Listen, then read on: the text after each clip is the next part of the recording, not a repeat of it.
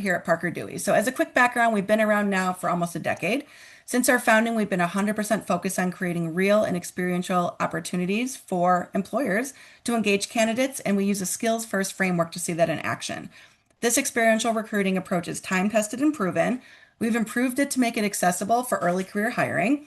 We've removed all the friction, all the paperwork, the hassle that would normally exist, which really makes it easy for you to capture the data and respond to all the changing needs. Our platform does collect a ton of data, and I'll give you a little bit of a look at that later, but can really help you improve your recruiting outcomes and also really make a case back to your leaders or your C-suite or whoever's in charge of making these decisions on why looking at a micro internship as a part of your recruiting strategy is a great plan. So first, I think it's important that we define what micro internships are. As I said at the beginning, this is a time-tested and proven approach that we've taken. We've pioneered this concept of what we call micro internships. These are very short projects. They're typically anywhere between 10 to 40 hours or so worth of work. They can be flexible. We do have employers that do some projects beyond that 40 hours, but they don't require a ton of onboarding or training. They're really great for those times when you're thinking, I really need some help crunching a list, or I need some help with a competitive analysis, or maybe researching if I should be on TikTok or Instagram, or really trying to make a dent in some of those recruiting challenges that you mentioned before. And as you can see, the investment to get projects posted is small, typically less than $600 a project. And we want to really ensure that all students are paid for their work. But I want to make clear that the student remains on our books the entire time. So there's no need to share access to your internal systems, your client list, your passwords. We're not asking you to onboard a student and give them access to all your systems for a short-term project. We also will help you scope out the projects so that they will exist outside of your internal systems and tools. And so I'm thinking of an employer I was recently working with, actually a small business owner. He knew that social media would be a really big benefit for him, but had no idea how to make this work for his hospitality, very sort of niche company that he ran. And so he brought on two micro interns. The first micro intern was responsible for doing some research for him, helping him look through what the difference between Instagram or TikTok would look like for him to make most impact. And then she put together a research report so that he could make a great decision based on some facts. The second micro intern he brought in, that person's goal was to come up with a social media calendar, almost like a month out, so that they were able to start to put some plans in place for when he should start to make posts, what the content should look like, and taking into effect seasonality, holidays, things that might impact his customers wanting to make a purchase and join his organization. So those are just a couple of examples, just top of mind right now, of how some of our companies have viewed micro internships. But we'll also talk more about how it's going to fit into your overall recruiting strategy as well. I think yes, we have our second goal, our second poll up. So please respond if you haven't had a chance yet. Looking to find out what is kind of one of your primary goals for your organization as it relates to recruiting. And so look forward to seeing some of that information. So thanks for the participation. So into the primary reasons why companies use Parker Dewey. And so really the two main buckets, as we might call them, are first of all on the recruiting side. So how can we help this transform some of what you're doing in early talent recruiting as a whole and make it an easier, cost-effective, and better way to connect with early talent? And then of course there's that get stuff done. So that example I kind of gave in the past about social media was really more on that get stuff done side. So I want to kind of make sure I'm going through and helping you understand the different use cases for how you can utilize micro internships. So how do our employers primarily work with us? So first and foremost, a lot of our employers are using this again as a recruiting tool. It's designed to help do one of two things. First, I'll talk about confirming fit. And so here's where you want to think about how a micro internship might be a project that could be almost an audition for some of your future hires. You might see lots of resumes that look the same. Prior to coming to Parker Dewey, I worked on the university side in career services, where I was helping students with their resume. But also, we really wanted our students to kind of have a universal format that they followed. So I realize now, being on the other side, that maybe that wasn't really helping to differentiate themselves very much. And so, how do you know, based on a stack of resumes, who's going to really fit well into your organization? So you might want to think about posting micro internship project as an audition.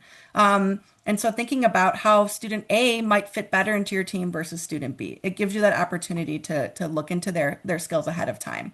It can also really, again, prove those skills of the student, but also help understand what skills are needed for the role. So maybe you have a student that did great work, but they didn't quite hit on that needle of we were really looking for a student that understood competitive analysis, and none of the projects turned in really touched on that. So we may need to go back to how we're envisioning the role to make sure that our candidates are understanding that this is a skill that is expected of them. So give a student a 15 or 20 or 30-hour project, which not only confirms their ability to do what you're going to be that they can do what you're going to be asking of them, but it also shows their soft skills as well. So we hear so much about the soft skills. If you follow NACE, for example, they've put out some soft skills, the NACE 8, for example, but they also help you. You're also able to understand how proactive is a student, right? So we intentionally, as our CEO likes to put it, put some friction on the process for the student. We don't put a lot of friction on the process for the employer.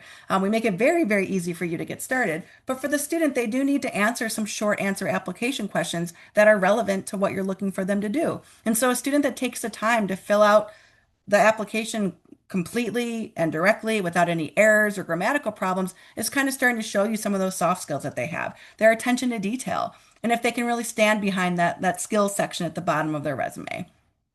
Secondly, employers also use Parker Dewey as a resource to kind of build a talent pipeline or brand awareness. So you may be an employer on this call that struggles to get students to come visit your booth, for example, at an event, or you haven't yet really gone to a career fair, or you haven't really built relationships with different universities. And so you're trying to find a way to get the word out. Students these days, they do tend to go for companies whose brand they're aware of. So a student is always going to line up to talk to Nike because they're familiar with what the product does, for example. So micro internships can be a great tool for that.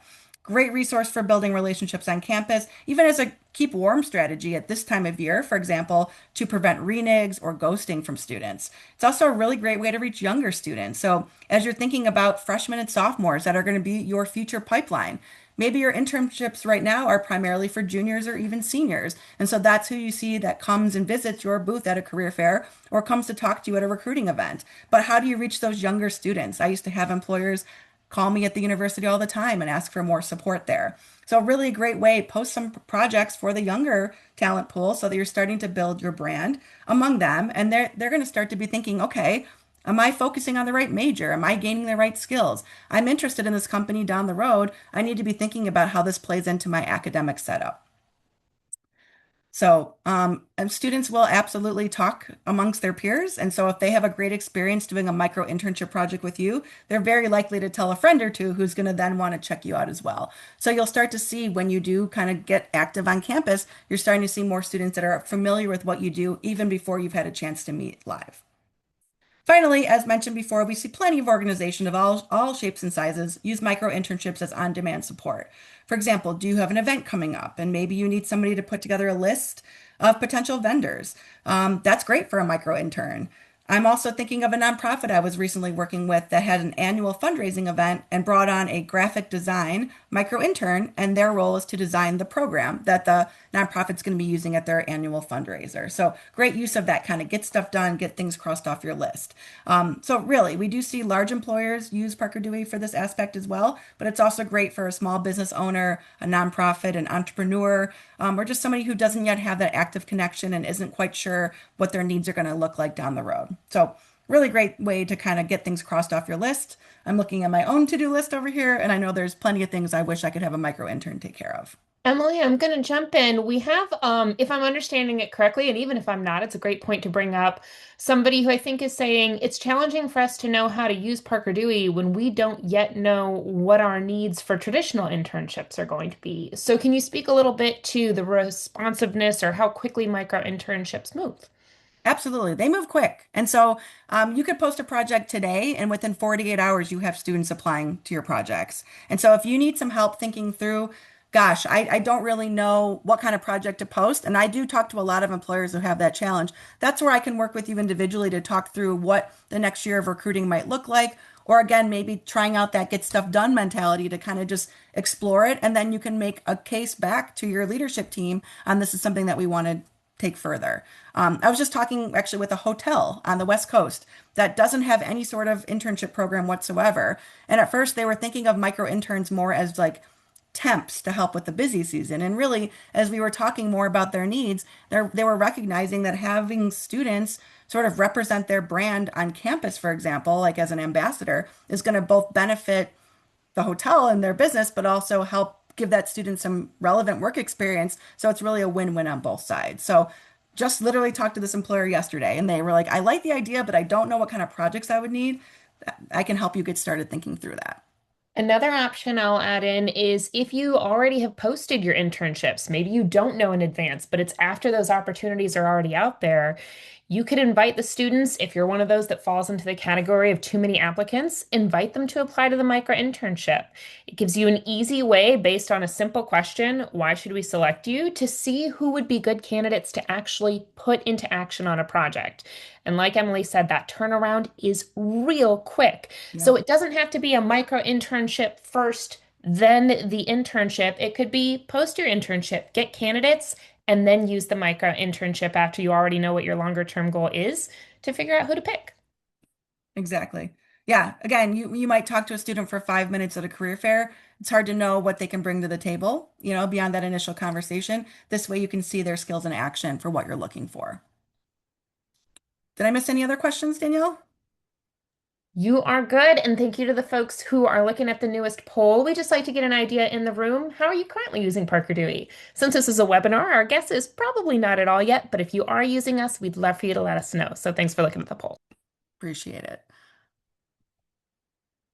Okay, so when you're getting help on a project, you're also getting insight into our candidate intelligence platform. So Parker Dewey also comes with a lot of data potential. Our employers are looking beyond the individual assignment to leverage it as a key part of the recruiting efforts. This both helps you build better relationships with students, get those insights on the all important skills, help and deepen the relationship between you and the student or you and the school or both, really better understand the costs and who's being hired, and really just getting the most out of the experience. And in this environment with tight recruiting budgets that we're hearing so much about, this is really key. So you can see first and foremost, this is a really cost-effective way to recruit early talent. When you're making hiring decisions based on real insights and not just a quick resume glance at a crowded event, you're really able to make better hiring plans. There's less opportunity to make a bad hire when you hire through Parker Dewey. It's also really easy for our employers to connect with talent. You can post whatever you need year round. We have no deadlines. You don't need to align with an academic calendar or a class. You can post projects over the summer, over breaks, or throughout the year. There's no problem there. And we make it so easy to get access to this talent without having a major time investment from your team. The recent grads who complete micro internships are significantly more likely to stay. Again, today's student wants to sort of try before they buy, just like you want to. So it's a really great chance for both parties to make sure that it's really a great fit for future opportunities. And if there aren't necessarily future hiring needs, at least you're getting an opportunity to connect with the talent and build that pipeline down the road. Students really better understand where their skills and interests fit into the workplace. And by the time they accept, they have a better idea about what they're getting into. So as an employer, you're getting access to so many candidate insights. Are they proactive? Some of those things I mentioned before, those soft skills. Did they take the time to apply? Are they showing genuine interest? Do they have good attention to detail? Are they a good communicator? You're getting that opportunity here.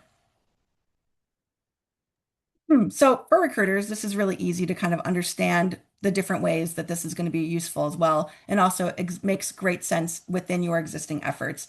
When you're going to a career fair, if you're going to invest in the travel and the time away, and you want to get to campus, and you speak to so many talented students who never follow up after. So they stop by your event, wherever that may be. Maybe you're hosting it on site at your own organization, and then you never hear from them after. And it's important to understand it's not because they're not interested in the opportunity, more likely than not. It's that they don't fully understand the process and understand the importance of the follow-up or the next step. Wouldn't it be ideal if the student leaves your connection with some sort of action item related to your company? So you can even post a project before you set foot on campus, like Danielle mentioned, or offer it as a next step. Like, hey, we really think you're a great fit. Like, consider applying to one of our micro internships so you can kind of, we can take a closer look at your skills and abilities. And if you post it before, you're starting to build that pipeline, you're building that excitement, you're starting to build that reputation with students so that by the time you get on campus, there's more students who are aware of your opportunities. Even if you're thinking about trying to make a case for recruiting at a new school, or you want to go to a different geographical location from where you've been in the past, a lot of our micro internships are remote. They don't have to be, they can be in person, but many of them are remote. And so it gives you a chance to kind of engage with a new school in Texas, for example, if you're located in Ohio, without having to leave your office and make that a time investment. So it gives you an opportunity to connect with our students nationwide or really focus in on some of your target schools as well. You have the opportunity to do either. Emily, while we're talking about things from a recruiting standpoint, there's a great question from someone in the chat who says, okay, like the idea, but our roles are really technical, and I'm having trouble coming up with micro internships that aren't going to involve onboarding. Can you speak to how we help with that a bit? Yeah, so your micro internship project doesn't have to be the specific job that a student's going to be doing. It can be something that demonstrates their skills. And so I'm actually going to talk about a few examples in another slide or two, which addresses this a little bit. But, maybe you're trying to understand if a student understands the sales cycle. So you're not going to necessarily give them access to what's happening on the inside and where they need to have a complex background and knowledge and understanding of what your process looks like, but you're getting a chance to understand, like, do they understand what prospecting means? And so we want, whenever possible, for our projects to involve publicly available data so that they're not having to do that. Sometimes we have like opportunities in the healthcare area where, an employer is like, why I need them to get like fingerprinted and do a background check and do all those things. We're not looking for them to do the job. Like, again, we don't want them to be a nurse for 20 hours, but maybe they do some research on best practices in a new topic or area that's relevant for the nursing profession. Hope I addressed that okay. I think so, and you're right. The next slide is going to do a good job of breaking it down.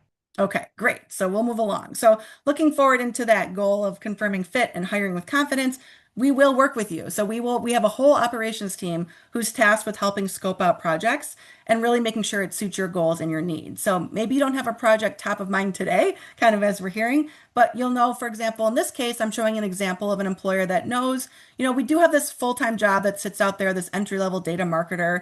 And so send us that job description. We can take a look. And one of the things that we will do for companies is we'll sort of unpack that job description and come up with options for 3 different potential micro internships. We'll think about the skills that are needed and we'll show you some ideas.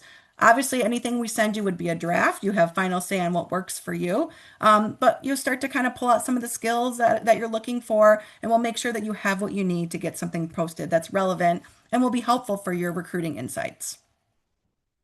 I also want to share a couple of real life examples with some of our employers, and we did get permission to share these with them, so just wanted to share that. But here's a company, Smith and Nephew, that chose to use micro internships in real time.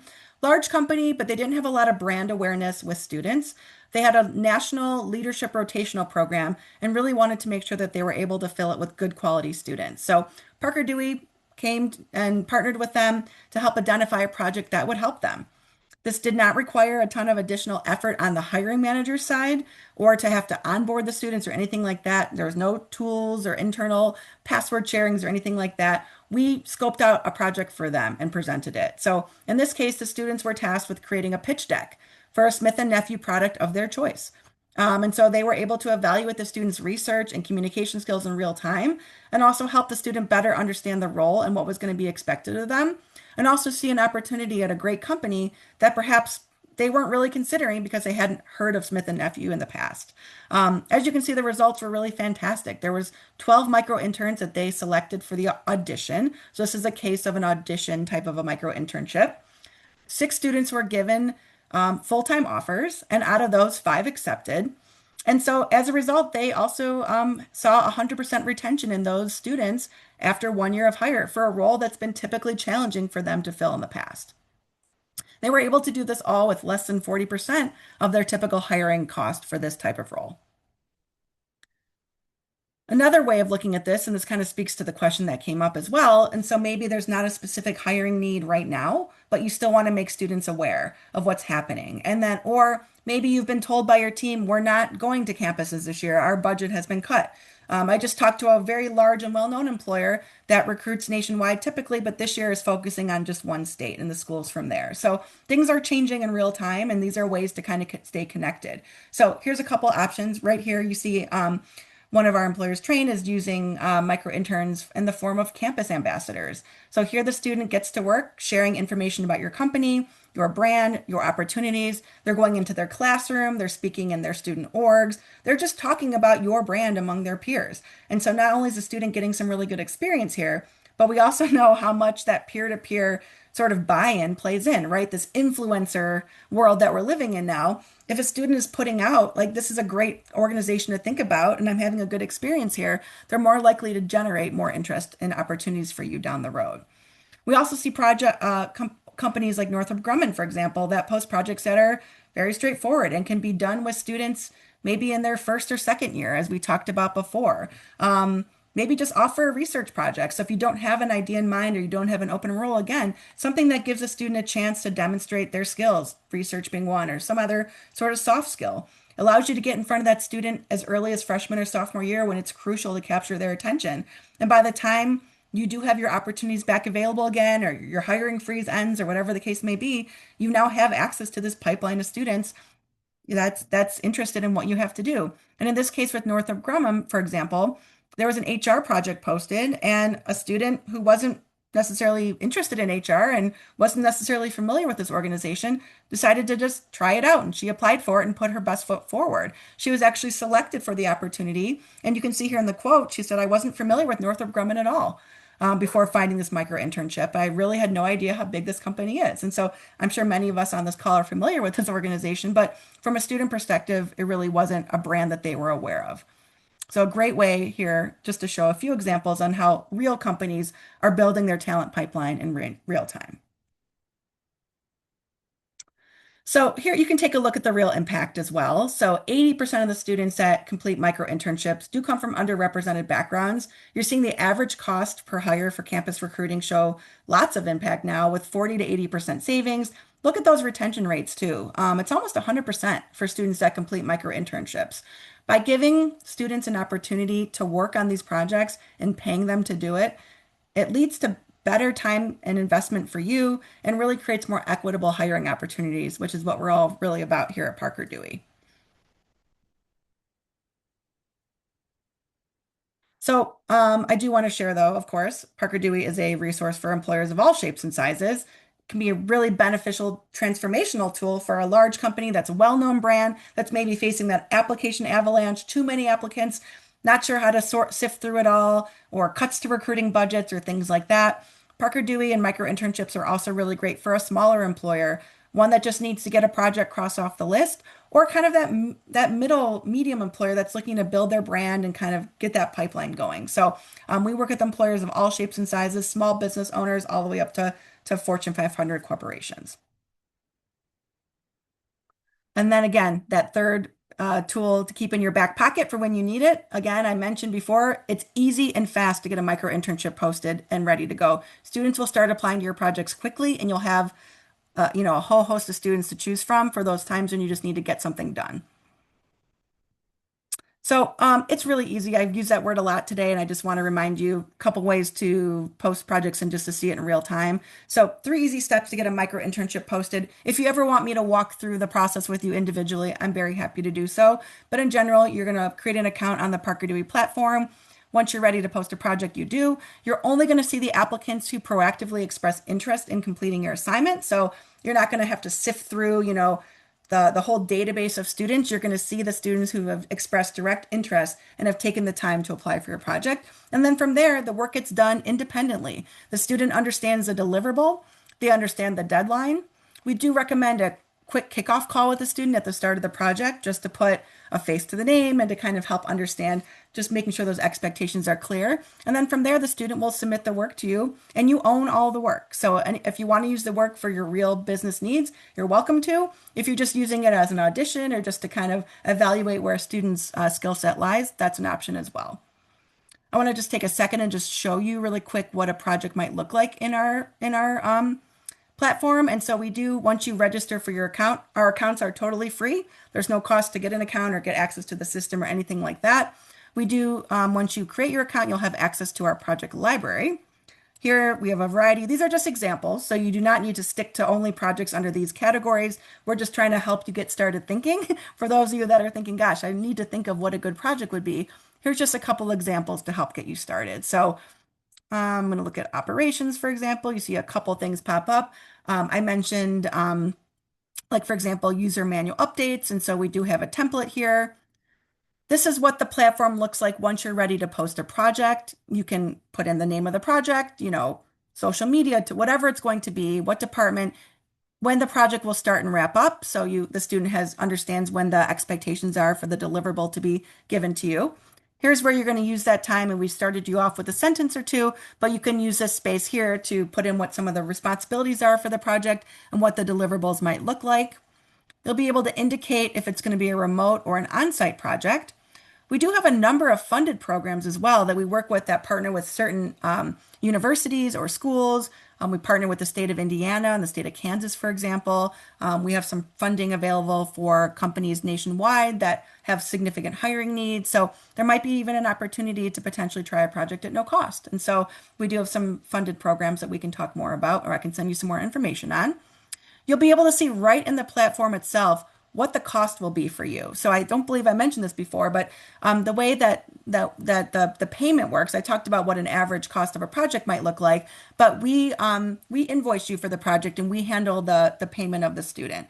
The student keeps 90% of the project cost, and Parker Dewey retains 10%, given that the student remains on our books throughout the entire process. You'll always know upfront what your payment is for the cost of the project, and then there's no hidden fees or anything like that. So yeah, so we have lots of ways for you to connect through and to start to think through what might be some great project ideas for you. But if you're stumped, that's where I can help come in and talk through your needs and come up with something custom for you. So, some next steps. So, we're making it very easy to understand what comes next. So, if your goals are primarily on the recruiting side, you're looking to confirm fit, you're looking to break through that too many applications or not enough applications or not the right applicants, or you're looking to build that talent pipeline or brand awareness, do recommend scheduling a one-on-one with me. I'm happy to connect and work through some of your needs and really understand what's happening with your recruiting process. If you just need to get stuff done, you can go ahead and get started. No problem. You can post a project today if you like.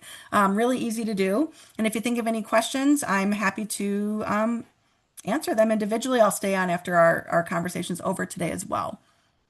So, yep. I hope I didn't talk too much or too fast, but I'm happy to answer any questions. Thanks again for being so responsive with some of our polls that we asked today. This is helpful for understanding, how to best serve your needs. And again, if you have any individual questions, happy to stay on.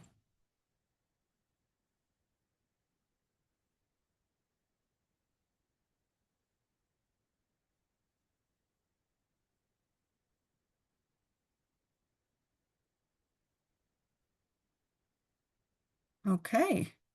We'll go ahead and end the webinar. Thank you again for your time. Again, if you'd like to connect with me, I'm going to plop in my email. I'm just emily@parkerdewey.com. Very easy to find me. And then other than that, I will follow up with you individually just after this webinar is over for some next steps. So thanks again for your time today, and we'll go ahead and end the webinar.